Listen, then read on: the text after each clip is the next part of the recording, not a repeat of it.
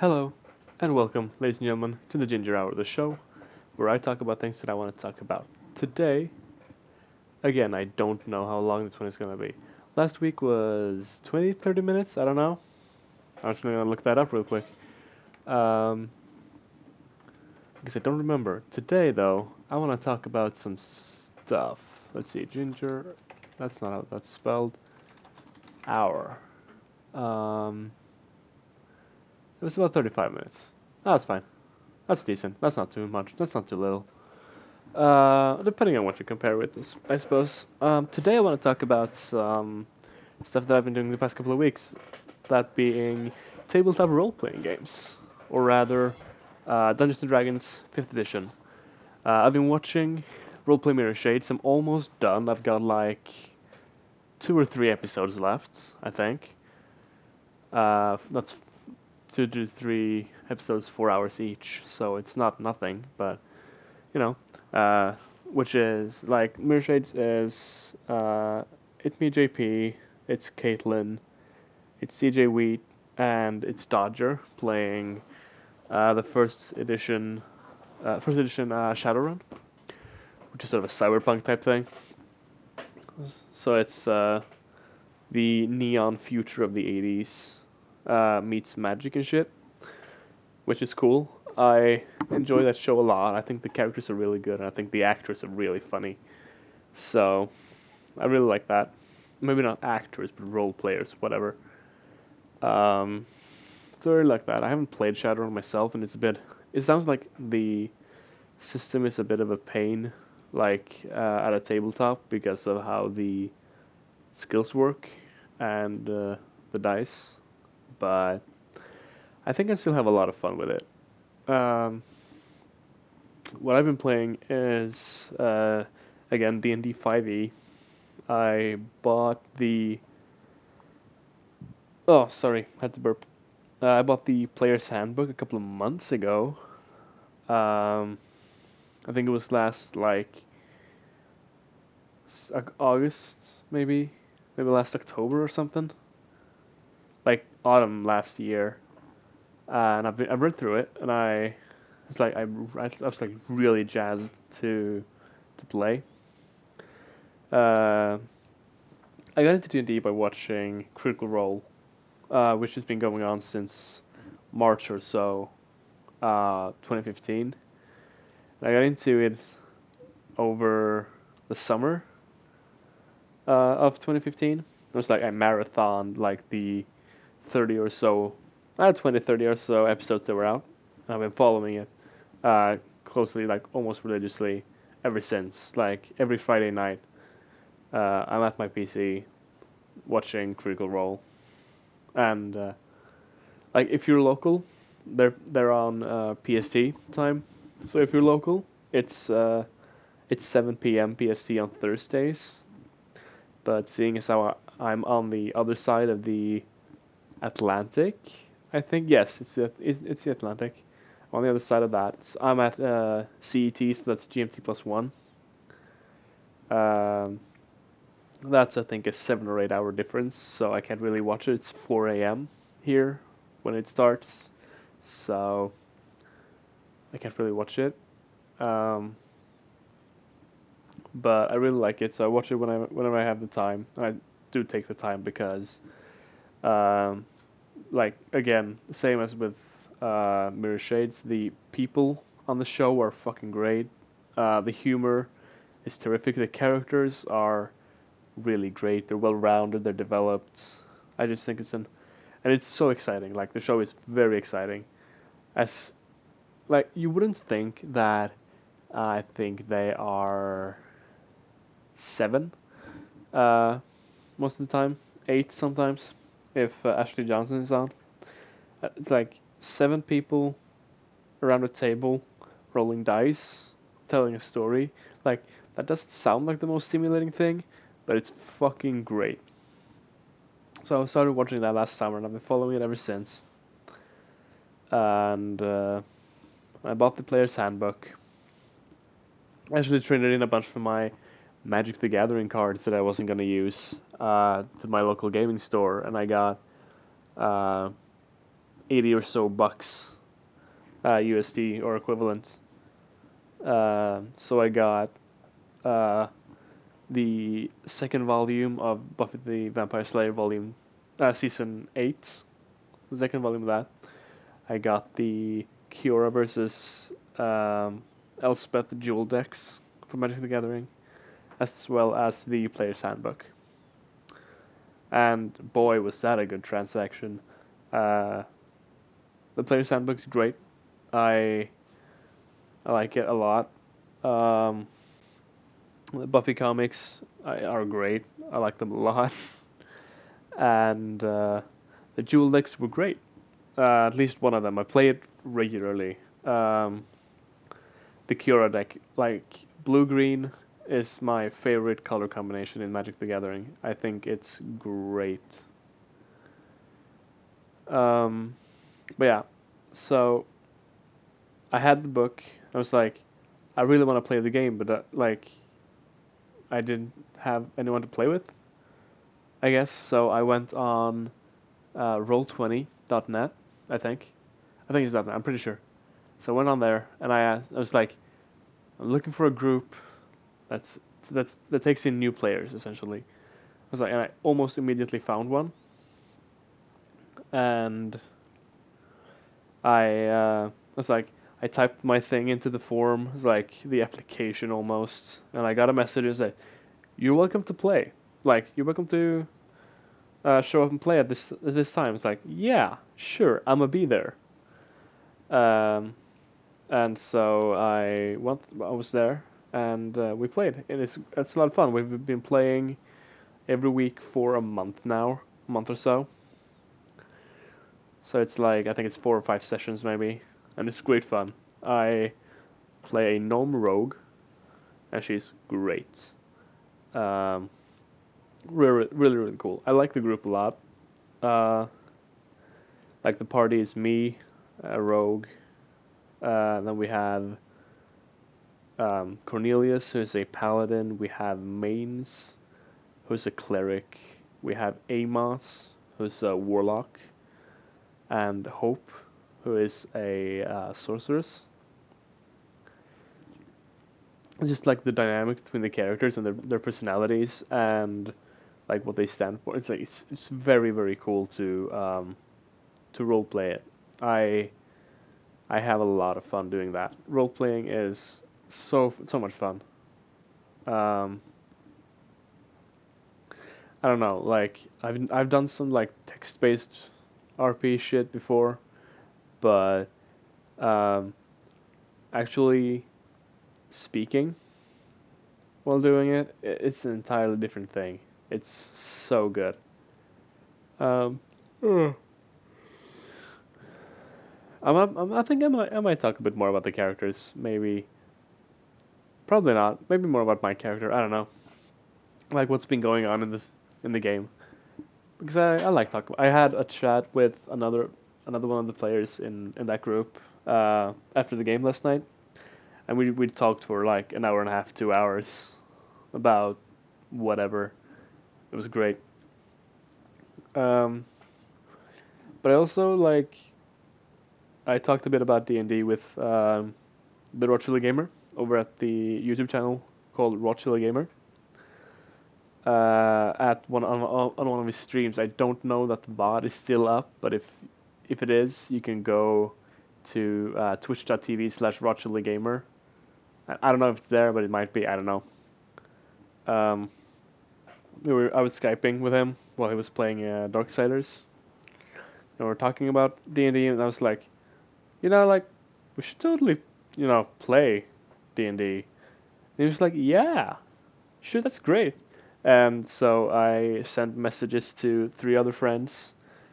Um, Card Magic Sweden, who's been on this show twice before, and Floorhead, who's been on the AVGP, another veterinary podcast. It's difficult to say quickly.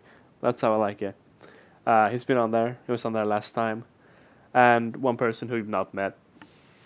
It was I sent messages out to those guys, and it's like, you know what?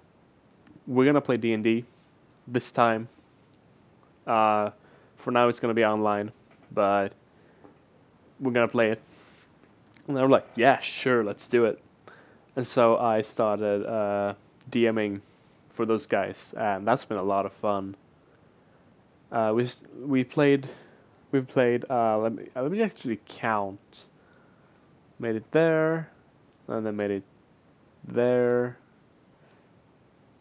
I think maybe we only played uh 3 sessions. It may be 4. I am unsure. 3 or 4 sessions probably. Um, and that's a lot of fun.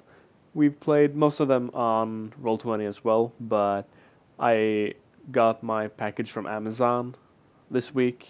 Which I ordered. I don't know if I said this last time, but I ordered the GM screen from D&D 5e, and the screen is great. It folds out really nicely, and it has a lot of like information that's really nice to have easily accessible. Not to mention like the DC settings and like lights and obscured.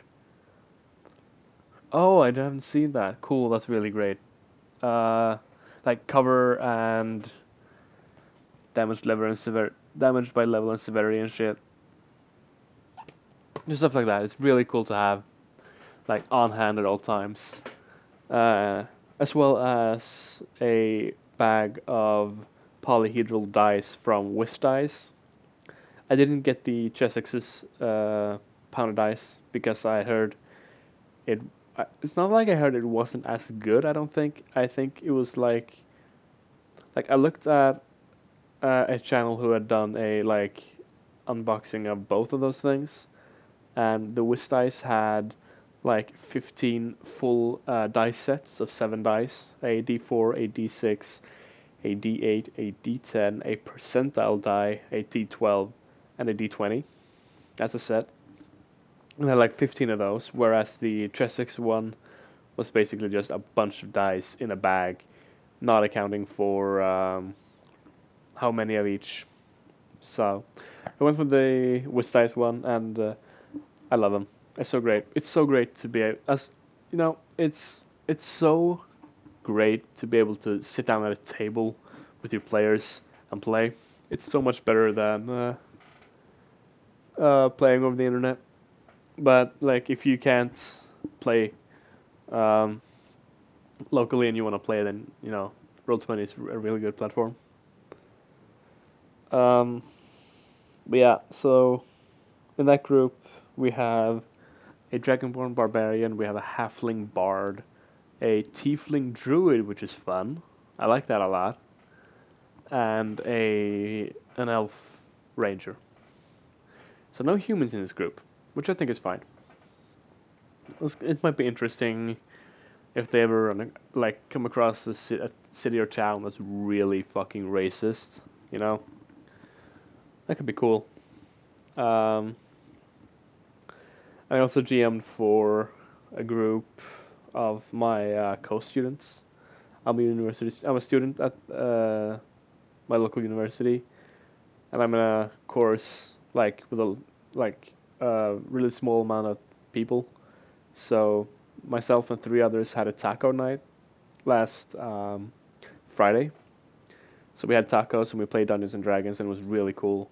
One of them had never played a tabletop RPG before, and another had played some but not D&D 5e, and the third one was Floorhead. Um, so that was really cool. Like, I really liked that group because the characters were great, and none of the characters wear armor, and that's so much fun to me. Like, it's an interesting group. Like, the sorcerer, so she's not gonna wear armor. Um, there's a monk who gets AC based on wisdom and dexterity, so he's not gonna wear armor. And then there's a barbarian who gets the AC based on constitution and dexterity. So yeah, it's really really cool. I like those groups a lot. Um, yeah, I also got approached by a member of the group in which I'm a player, not a GM. To GM a game for him and a bunch of his friends. Uh, I think I'm gonna try it out. I'm gonna do my best, but I don't know. I think I'm a good enough GM to GM for my friends. I don't know that I'm a good enough GM to GM for other people. You know. Um, I don't know. I'm gonna try it out, and if it doesn't work out, it doesn't work out. Like it's fine. Um, the guy that asked is really good, a really good role player. Um, so I really like role playing with him. He makes like really cool characters. I like it a lot. Um, but yeah, I want to talk a tiny bit about uh, my rogue. I might talk a fair bit about it. I've only been going for 16 or so minutes. Um, so my character is a gnome. She is 3 feet tall, which is very short even for a gnome. Um, she's a rogue, so she goes around stabbing people in combat. Um, and I've gone for the arcane trickster route, so she's able to like she has color spray, so she can blind people that whenever she gets caught, and she has feather fall, so she can jump out of windows and shit. I'm gonna get to why these things are relevant in a bit, because I've only taken spells that fit her character, and not really gone for spells that are quote unquote good. You know, like Featherfall is a good spell, but it's very specific, and shit like that. So I'm also gonna get invisibility when I get my second level spell slots. I have to scratch my eyes for a bit. I'm sorry. I yawn. Oh, Christ Almighty. But yeah, I'm gonna go through a backstory and then a bit about what's been going on in the campaign. It's a bonkers campaign, let me tell you. Um, so my character, her name is Lisley Linda Lobelia Littlewood. Lisley comes from uh, one of my World of Warcraft characters, actually, a gnome priest. I really like the ideas of gnome priests, but I haven't ever like leveled one up properly. And whenever I make a gnome priest, her name is Lizzly. No, that's not true. Whenever I play a female gnome in World of Warcraft, her name is Lizzly. I have my main quote unquote in Warlords of Draenor was a gnome protection warrior called Lizzly. She's amazing. But yeah, her name is Lizzly. That's from there. Lobelia I got from roleplay Dungeon World, I think. It was a roleplay R&D show, just a couple of weeks long. And I yawn again. I'm tired today. I don't know what's up. It's only 7:10. So I got that from there. Linda was my mother's name before she changed it. But I spelled it with a Y instead of an I. And Littlewood is the name of a YouTuber called Martin, or in the Littlewood. I just picked that because I liked the name and I thought that it fit, so I stole his name a tiny bit. Um, I don't think he's gonna mind too much. But anyway, I wrote up like a whole backstory for this character. It's real dumb, but she came from a place called the Meadow, which is a small settlement of like a small gnomish settlement where like a bunch of old gnomes live, and her parents moved there when they got married because they wanted a quiet place. and so Leslie is pretty much um, the only like kid around. So she made friends with all of the forest critters, like badgers and skunks and chipmunks, and she would listen to the older gnomes telling stories as they smoked their pipes uh, towards the evening. Uh, I actually have a bunch of nicknames for her written down on my computer in a document, but I don't. I think I remember some of them, but I don't remember all of them. So let's see,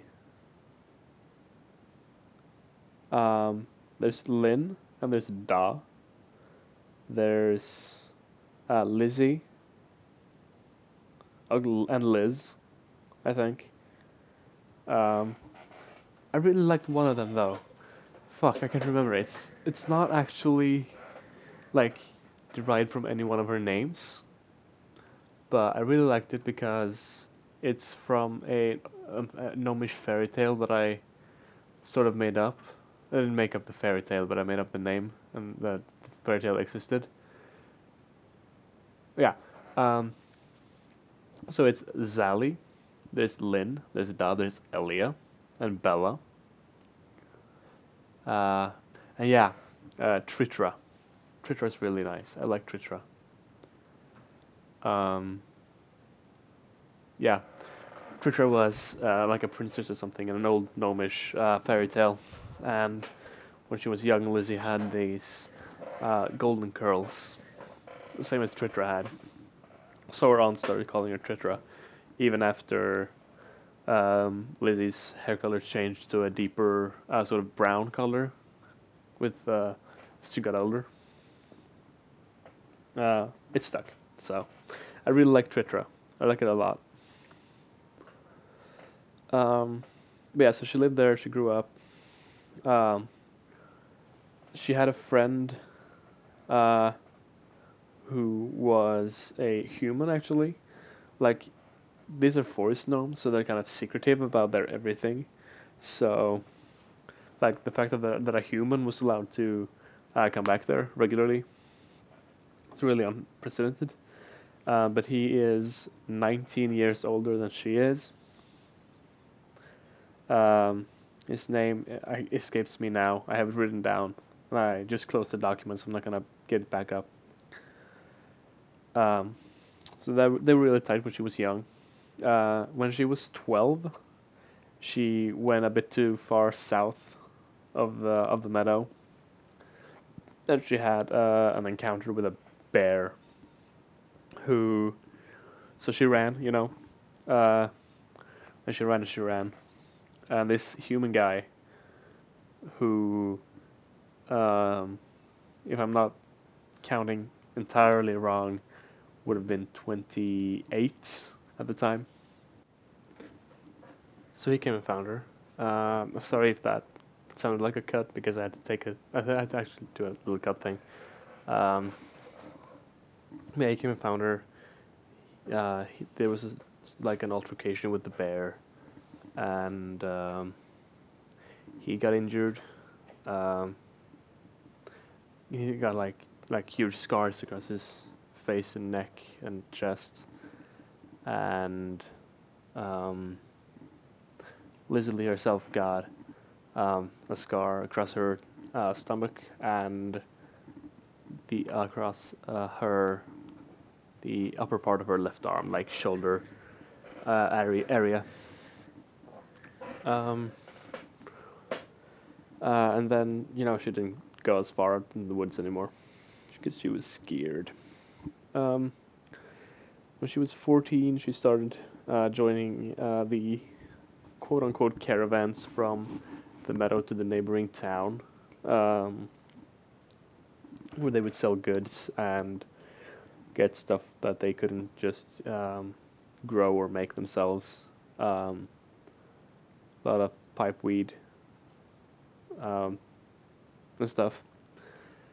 And she, like, she like went more and more often on these caravans, and after not too long, she went on every single one of the caravans because she was really good at like bartering and haggling. So there's something she was good at as a person. Uh, so she did that. When she turned 20, she felt like she wanted to like see more of the world, right? She didn't want to see. She didn't want to be just in the meadow forever. She didn't want to be just. Um, oh, I'm yelling again. I'm sorry. Just in this. Ooh, in this town. So her human friend, who at this time would be another 8 years older, so 36, um, actually a horse breeder person, stable master person. So he gave her a pony, and she ventured off. And she traveled for on her own for a while, like maybe a year or two. Um, but then she encountered a like a traveling merchants caravan or merchants guild or whatever, and she joined them because they did what she wanted to do. So she traded with them and she helped them out, and like there was this communal money pool and they all got paid and whatever. Um, but they weren't completely honest. See, so since they had these designated burglars, right? So they would sell a trinket for a bunch of gold, and they would get that gold, and they would send, and then they would send someone. So that was a messed up. I botched that sentence. Then they would send someone to steal that trinket back. You know. So they weren't honest people. They weren't decent. They weren't even decent people. Uh, but she was with them. They helped her out, so she felt like she needed to stay. Um, she was with them for like 18 years, so they traveled a long way. They probably crossed oceans and shit like 2 or 3 times. So and then they parted ways for reasons I actually haven't made up yet. I don't know why, but like what she wants to do now, when she's been away for 20 years, is find her way back. She wants to go home. She wants to go home, but she does not know the way. She's been traveling around for way too long. She's crossed oceans. She doesn't even know if she's on the same continent as the meadow is. But all she wants is to find her way home. Um, in part because her human friend is um, like 65 years old at this point. So. Oh, I yawn again. I'm sorry. I don't know what's up. Um, guys, I just goofed my entire thing again. Okay, where was I? Gosh, fuck. Okay. Um, I think I was at like literally wanting to get home, right? I just adjusted my headset. I should be fine now. I should be fine. Um, but yeah, she just wants to get home, and she doesn't know the way. She is just she's been traveling for almost 20 years. She's crossed probably 3 oceans or more. So she doesn't know the way. She really wants to get home, right? Um, so yeah, I think I missed like 10 minutes of recording there. So I don't know if I talked about the adventure at all. I'm gonna do it brief now because I just talked about it and I don't want to do that again. Um, she was a refugee. Uh, she and the group went for north first and then west to a town. Um, the town was in trouble. They went to the docks. Um, they encountered Old Hydra, the elemental lord of water, essentially, who was angered. She didn't believe that she was not still in the elemental plane of water. So she wrecked the boat that we were on, we only survived because of the paladin and the cleric and their prayers. Sorry, I hiccuped. I hiccuped. Um, and What was I going with that? Yeah, we were thrown into the Feywilds, um, and when there was a demon there, and we gathered up allies to fight the demon. We killed it, and then like we did a bunch of stuff in the elemental plane of fire, because there was a portal there, and we had to do a thing. And then we went back to the elves, because we had recruited allies. We went back to the elves.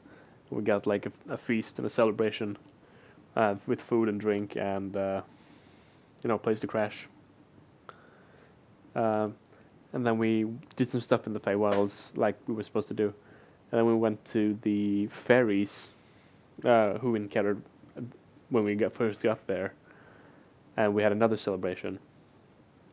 And and this is my favorite part. That last thing that happened in the campaign is my favorite thing that happened in the campaign so far. The GM asked who got the most drunk, right? And considering that our warlock pirate person was like across the map, in the temple where the Chalice of Malice was supposed to go. The Chalice of Malice was an item that this demon had stolen, right? Um, so we retrieved that. We went to the temple and whatever. We left him there because reasons I don't know. We went back and we celebrated. So in the group that was at the party, there was me, a 46-year-old gnomish woman. There was a 12-year-old tiefling girl. There was a priest, a cleric, and there was a paladin. So, considering that the priest and paladin didn't drink a whole lot, that the kid didn't drink at all, and that my character gets drunk off of nothing, I was like, yeah, probably my character got the most drunk. Um, and so he just said, like, you wake up in the next morning in bed with someone. And I did not see that coming at all. It was so great.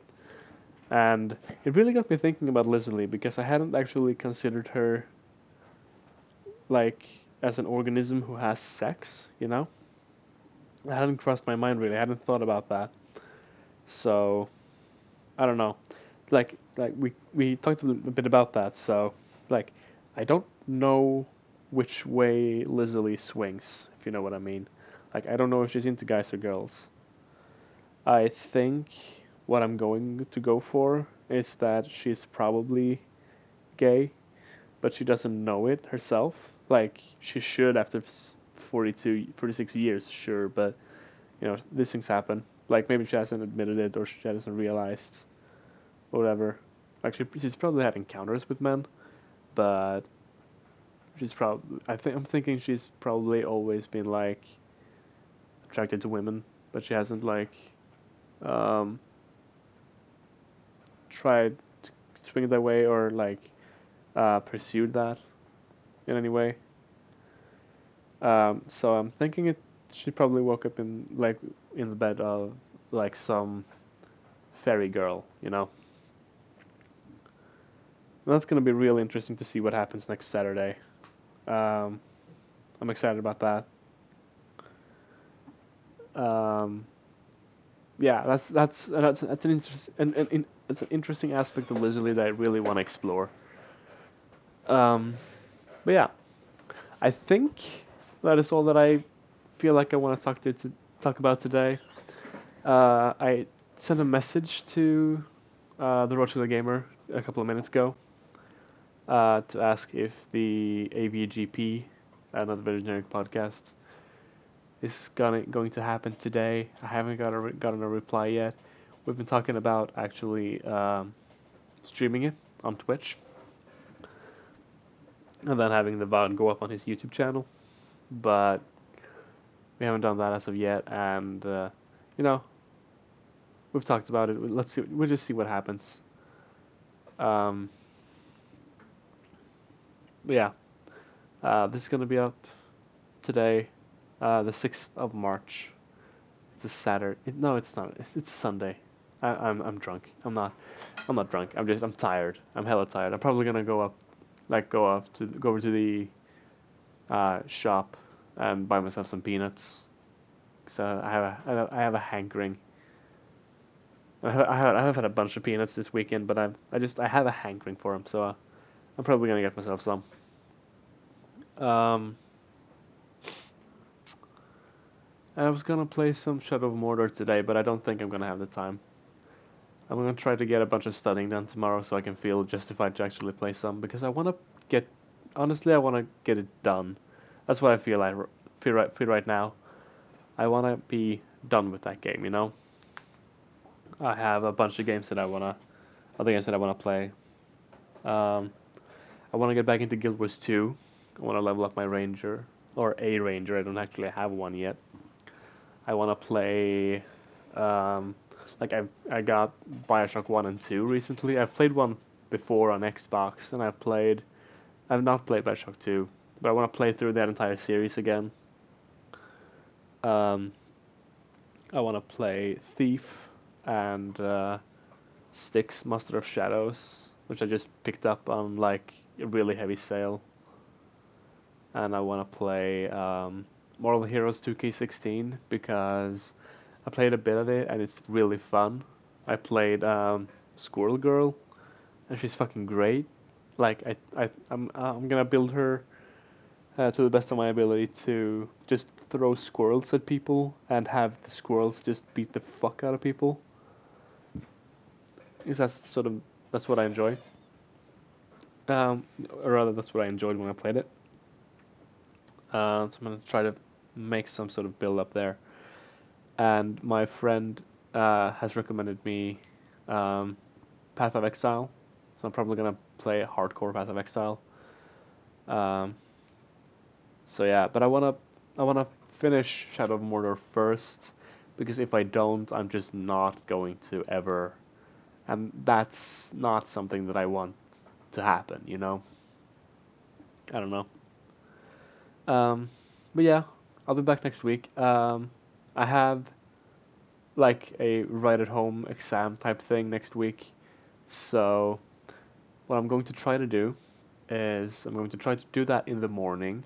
I have this system where I study for 2 hours in the morning and I just sort of drop it for the rest of the day. And then I do that every day until it's done. Because it's like a hand in sort of thing. Um, so I'm gonna try to do that and I'm trying to get done so like with that system I should be able to play some video games during the week. And it should let me um, yeah, just be done. I'm gonna be playing some more D&D next weekend. I think the group I have with my class, or rather my course mates, um, I think we're gonna play more next Friday, maybe like to celebrate that the exam thing is over, or the hand in whatever. I don't know.